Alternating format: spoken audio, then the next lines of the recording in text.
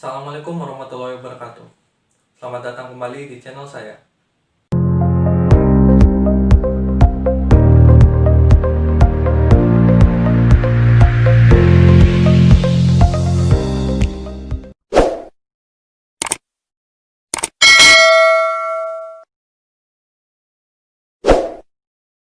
Pada kali ini, saya akan membuat konten opini yang berjudul Tips Bersepeda dengan Sehat. Sebelum saya lanjut ke pembahasan videonya, jangan lupa untuk like, comment, share, and subscribe channel YouTube saya. Dan juga kalian bisa follow akun Strava dan Instagram saya yang sudah tertera di deskripsi. Seperti yang sudah saya bahas pada video sebelumnya, bersepeda menjadi salah satu kegiatan yang digandrungi oleh banyak masyarakat Indonesia di masa pandemi.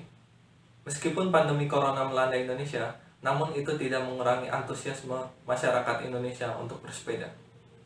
Karena ini sedang dalam masa pandemi, tentu saja ada beberapa perilaku pesepeda yang berbeda dari hari-hari biasa atau hari-hari sebelum pandemi corona melanda. Contoh, zaman dulu kita kalau bersepeda di luar, kita bisa bebas, nggak perlu pakai masker. Tapi sekarang kita harus pakai masker demi menerapkan protokol kesehatan. Nah, bicara menggunakan masker saat bersepeda, ini yang akan saya bahas pertama pada video ini. Sampai sekarang, penggunaan masker saat bersepeda masih menjadi pro kontra. Penggunaan masker dikatakan pro karena merupakan salah satu bagian dari protokol kesehatan, di samping dari menjaga jarak dan mencuci tangan. Penggunaan masker dikatakan kontra karena berhubungan dengan sisi kesehatan. Sisi kesehatannya apa sih? Jadi begini, pada saat kita bersepeda menggunakan masker, otomatis mulut dan hidung kita tertutup dong. Nah, pada saat mulut dan hidung kita tertutup, otomatis sirkulasi udara yang masuk dari hidung dan keluar dari mulut pun tertutup karena adanya masker. Kondisi ini tentu membahayakan bagi kesehatan tubuh, terutama bagi paru-paru. Membahayakan bagi paru-paru dikarenakan tidak terjadinya pertukaran antara oksigen dan juga karbon dioksida di dalam tubuh, dikarenakan udara tertutup oleh masker. Kondisi ini tentu sangat membahayakan tubuh, yang mana risiko besarnya dapat menyebabkan sang pesepeda bisa menyebabkan meninggal dunia. Lalu, bagaimana caranya mengantisipasi hal ini?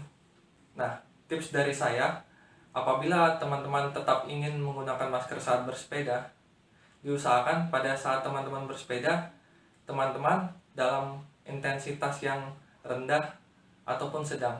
Intensitas di sini maksudnya teman-teman saat bersepeda tidak dalam keadaan sedang sprint ataupun ikut peloton, yang mana notabene peloton tersebut terkenal dengan sepeda berkecepatan tinggi. Bersepeda menggunakan masker masih aman apabila teman-teman pada saat bersepeda sedang dalam kecepatan rendah. Karena pada saat teman-teman sedang mengayuh sepeda dalam kecepatan rendah, teman-teman tidak mengeluarkan tenaga begitu banyak. Tips berikutnya, apabila teman-teman sudah merasa sulit bernafas ataupun istilahnya engap, teman-teman bisa melepaskan masker sejenak. Dan apabila teman-teman ingin menyempatkan waktu untuk istirahat sejenak, teman-teman bisa menepi ke pinggir jalan sebentar untuk beristirahat. Tips dari saya, sebelum teman-teman ingin memulai bersepeda, teman-teman cek kondisi kesehatan tubuh terlebih dahulu ya. Jangan sampai kondisi tubuh teman-teman yang tidak 100% fit, namun teman-teman memaksakan untuk tetap bersepeda. Itu justru sangat berbahaya. Tips lainnya adalah ketika teman-teman ingin bersepeda menggunakan masker, sebisa mungkin teman-teman menghindari tempat yang terkenal dengan keramaian. Contoh, pasar. Teman-teman harus menghindari pasar sebagai tempat atau rute yang ingin teman-teman lalui. Hal ini bertujuan untuk menghindari kerumunan, yang mana ini merupakan salah satu bagian dari menerapkan protokol kesehatan. Tips bersepeda sehat berikutnya adalah ukur kemampuan diri masing-masing. Maksud dari ukur kemampuan diri ini adalah misalkan teman-teman dirasa tidak kuat ketika bersepeda dengan kecepatan tinggi, sebaiknya jangan dipaksakan. Bersepeda dengan kecepatan rendah saja tidak apa-apa. Hal ini dapat menyebabkan apabila teman-teman memaksakan diri untuk bersepeda dengan kecepatan tinggi, sedangkan kondisi tubuh tidak memungkinkan untuk hal itu, maka justru itu akan berbahaya bagi kondisi tubuh yang dapat menyebabkan semaput. Selain itu, teman-teman juga bisa ukur kemampuan diri teman-teman seberapa lama teman-teman kuat dalam goes. Jadi misalkan teman-teman hanya kuat sejam goes, ya sudah, berarti teman-teman sejam aja goesnya. Jangan dipaksakan untuk goes lebih lama, karena setiap daya tahan tubuh orang beda-beda, kekuatan tubuh orang beda-beda.